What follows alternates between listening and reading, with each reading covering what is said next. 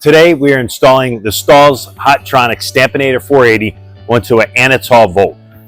The first thing you want to do is attach your side rails. The version that we have of the Stampinator today is a 120 volt, which means you can plug it into any outlet on a 20 amp breaker. First thing you want to do is adjust your side clamps to make sure that they're raised up to allow room for the Stampinator.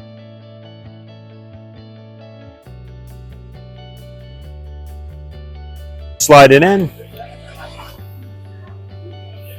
Once we get it slid into place, you want to have the Stampinator about an inch back from the pallet, and it's as simple as clamping the stamp in place. Once you have the stamp installed, you can then turn on the power.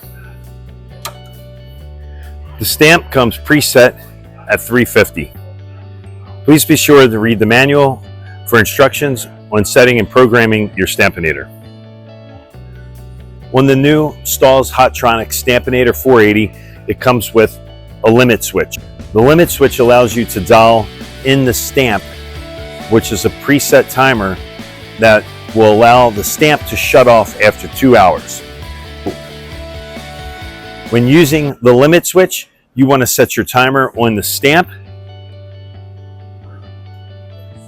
based on your print stroke or however long your carousel is indexed for.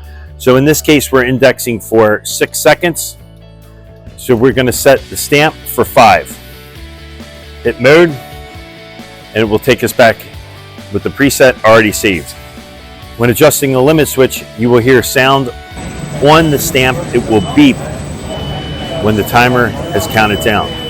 If the limit switch is not set accordingly, the Stampinator will shut off after 2 hours.